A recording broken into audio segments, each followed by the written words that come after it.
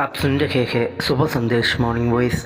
अब प्रभु का दास ओएम मात्यु पटना से वचन से बांटा जाएगा। तेरे दिल के द्वार पर यीशु खटखटाता, खोलो तुम दरवाजा, वो है आना चाहता। तेरे दिल के द्वार पर यीशु खटखटाता, खोलो तुम दरवाजा, वो है आना चाहता। बनना चाहता है वो तेरा ही मेहमान आज, बनना चाहता है वो तेरा ही मेहमान आज। तेरा रंजो हम सब वो उठाना चाहता, तेरा रंजो हम सब वो उठाना चाहता। तेरे दिल के द्वार पर यीशु खटखटाता, खोलो तुम दरवाजा, वो है आना चाहता। तेरे दिल के द्वार पर यीशु खटखटाता, खोलो तुम दरवाजा, वो है आना चाहता। परमेश्वर के नाम की स्तुति हो। आज का मनन के लिए इफिसियों का किताब 4 अध्याय 1 से लेकर कुछ पद आपके सामने पढ़ना चाहता हूं।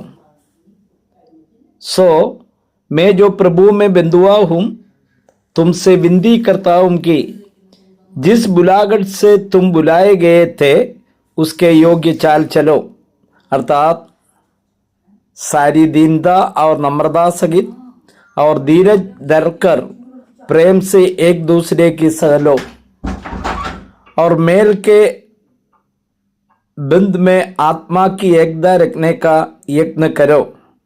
एक ही देह है और एक ही आत्मा, जैसे तुम्हें जो बुलाए गए थे अपने बुलाए जाने से एक ही आशा है।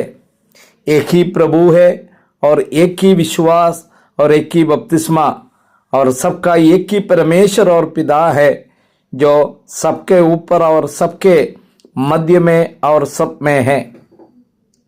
इस भाग में प्रेरित पौलुस ने कह रहा है, जो बुलाहट हमें मिला है उसके अनुसार उसके योग्य चाल चलना है। 1 से लेकर 3 अध्यायों में मसीहत में हमारे लिए जो योग्यता दिया है, जो पद दिया है, उसके बारे में प्रेरित पौलुस बता रहा। उसमें सर्वश्रेष्ठ बात एक क्या है?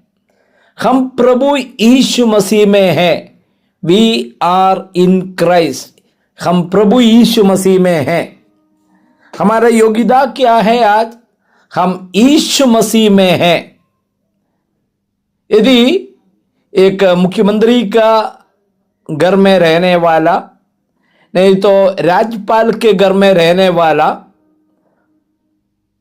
उनके लिए कोई भी चीज का कमी नहीं पड़ता है। और वहां का कोई भी लोग हो, मुख्यमंत्री या राज्यपाल के योग्यता के अनुसार चलना है। वहां गांव का जो रीति में चल नहीं सकता है। 1 से 3 अध्याय में प्रेरित पौलुस बता रहा, प्रभु यीशु मसीह में हमें जगत के सृष्टि से पहले चुन लिया।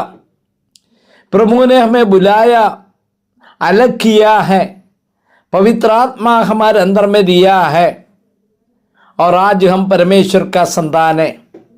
इसलिए उसका योग्यता में हम लोगों को चलना जरूरी है।